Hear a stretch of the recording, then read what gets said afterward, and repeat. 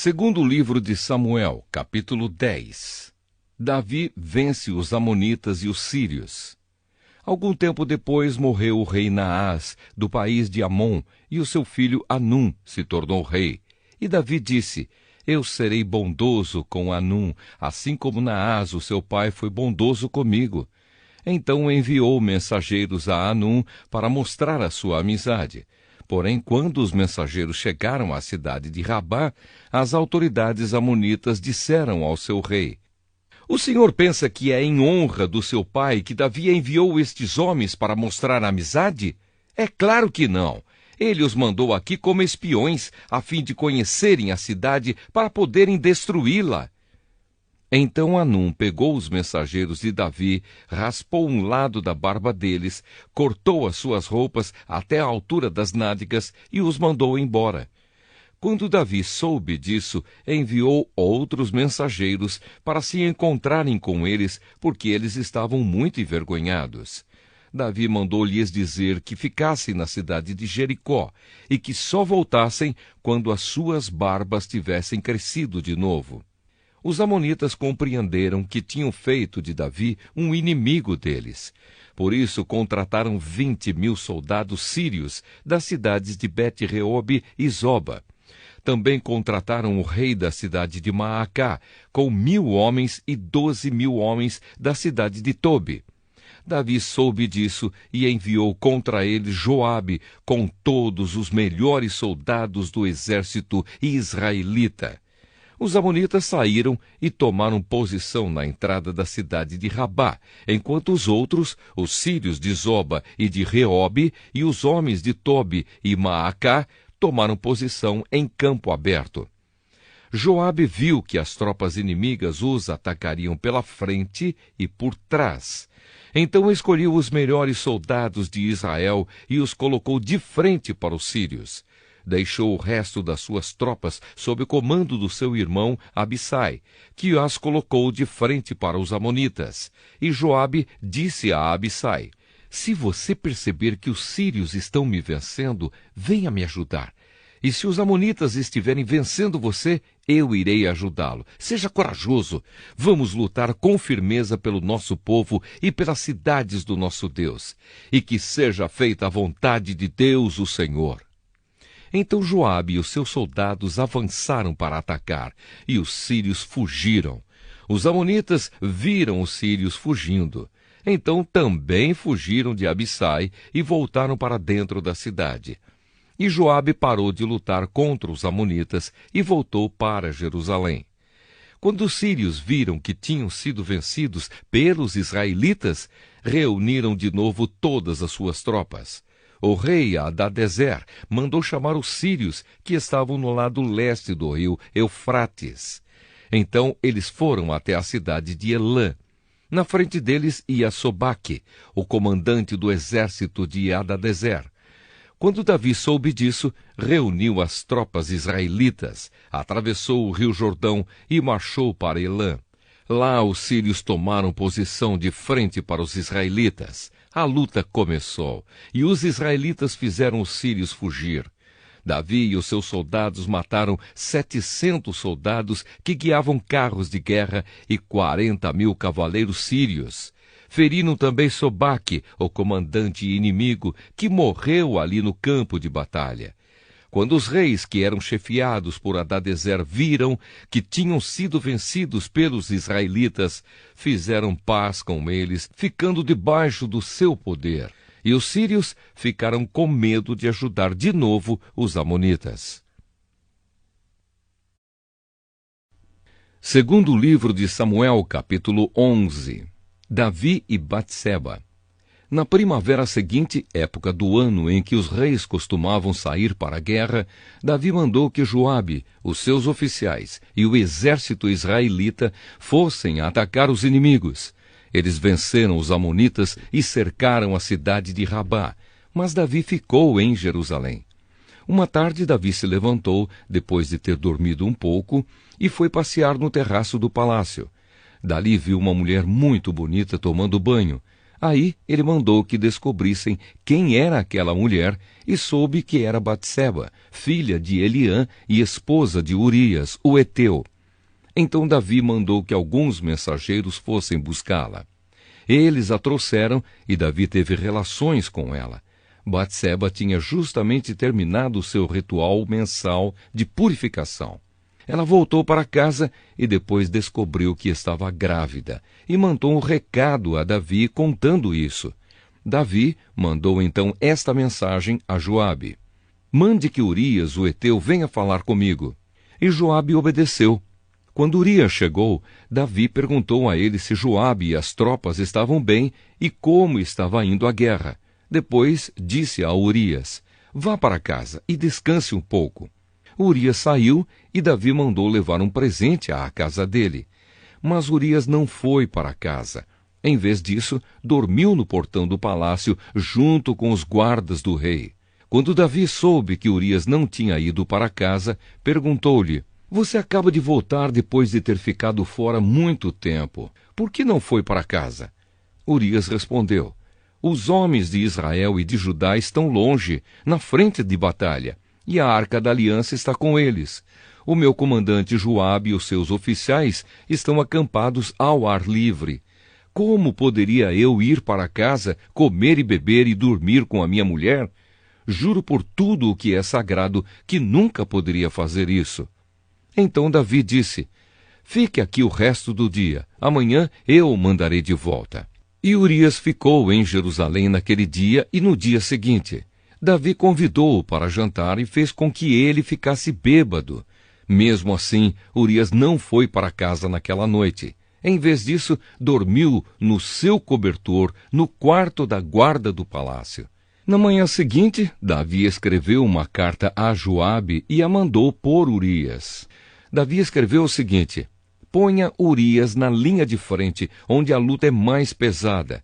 Depois se retire e deixe que ele seja morto.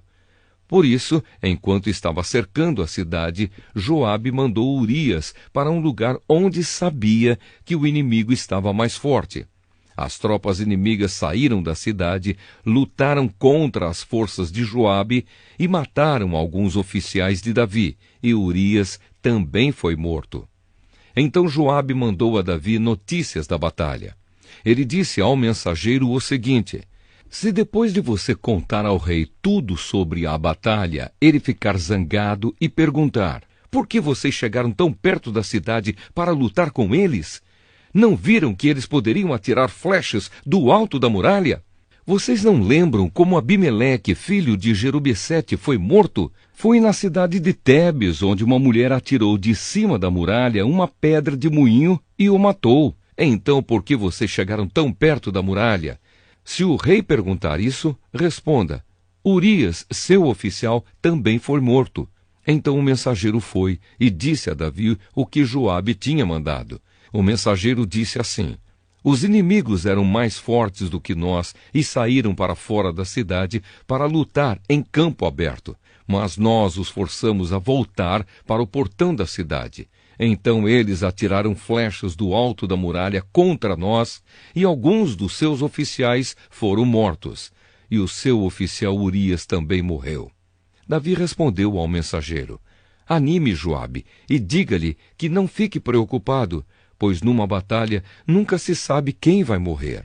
Diga-lhe que ataque com mais força até conquistar a cidade. Batseba soube que o marido tinha morrido e chorou por ele. Depois que passou o tempo de luto, Davi mandou trazê-la para o palácio.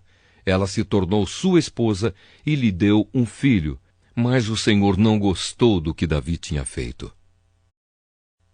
Segundo o livro de Samuel, capítulo 12. O profeta Natã repreende Davi. O Senhor Deus mandou que o profeta Natã fosse falar com Davi.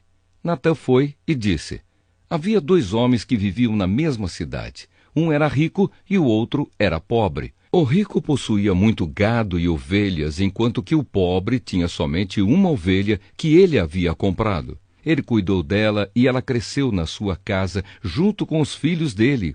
Ele a alimentava com a sua própria comida, deixava que ela bebesse no seu próprio copo e ela dormia no seu colo.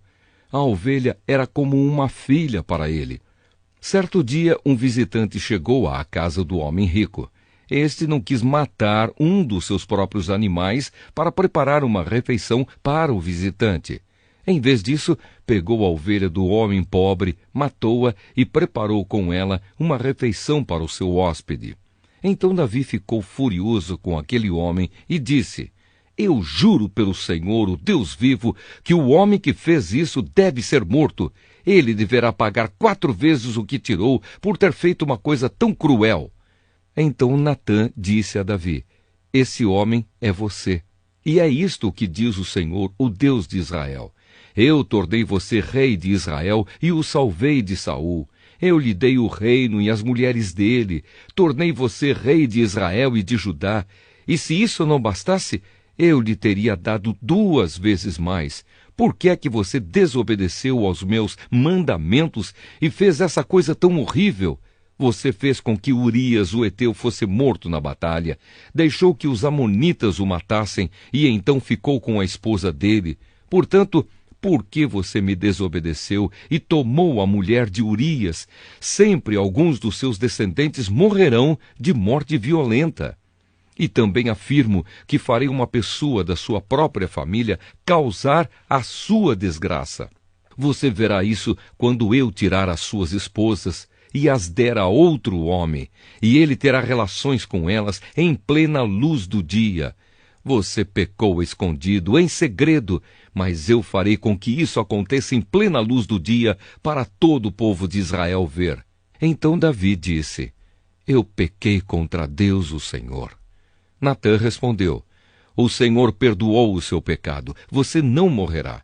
Mas porque, fazendo isso, você mostrou tanto desprezo pelo Senhor, o seu filho morrerá.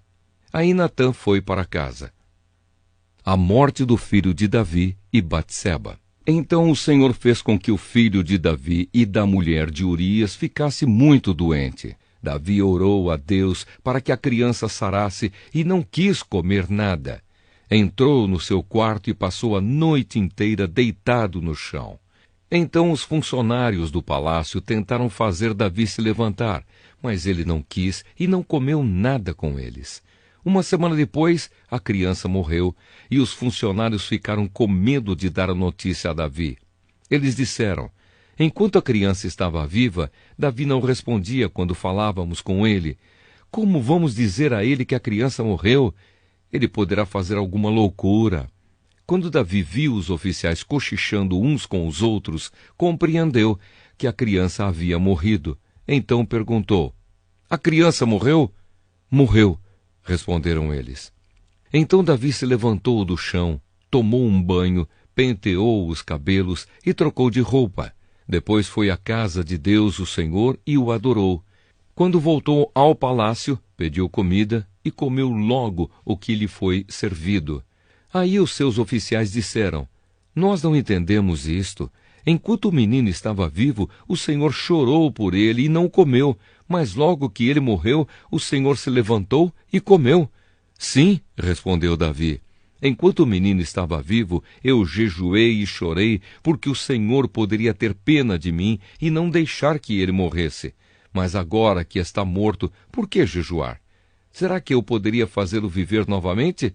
Um dia eu irei para o lugar onde ele está, porém ele nunca voltará para mim. O nascimento de Salomão. Então Davi consolou a sua esposa Batseba, teve relações com ela e ela deu à luz um filho a quem Davi deu o nome de Salomão. Deus amou o menino e mandou que o profeta Natã lhe desse o nome de Jedidias, porque o Senhor Deus o amava. Davi conquista a cidade de Rabá. Enquanto isso, Joabe continuou a atacar Rabá, a capital do país de Amon. Quando estava para conquistar a cidade, enviou mensageiros com o seguinte recado para Davi: Eu ataquei Rabá e conquistei os seus reservatórios de água. Reúna agora o resto dos seus soldados e o Senhor ataque a cidade e tome-a. Eu não quero ficar com a glória dessa vitória. Então Davi reuniu seus soldados, foi até Rabá, atacou a cidade e a conquistou. Moloque, o ídolo que os amonitas adoravam, tinha uma coroa que pesava mais ou menos 34 quilos. A coroa era de ouro, e nela havia uma pedra preciosa que Davi tirou e colocou na sua própria coroa. Levou também de Rabá muitas coisas de valor. Davi fez o povo da cidade trabalhar com serras, enxadas e machados e fabricar tijolos, e fez o mesmo em todas as outras cidades de Amon. Então Davi e os seus soldados voltaram para Jerusalém.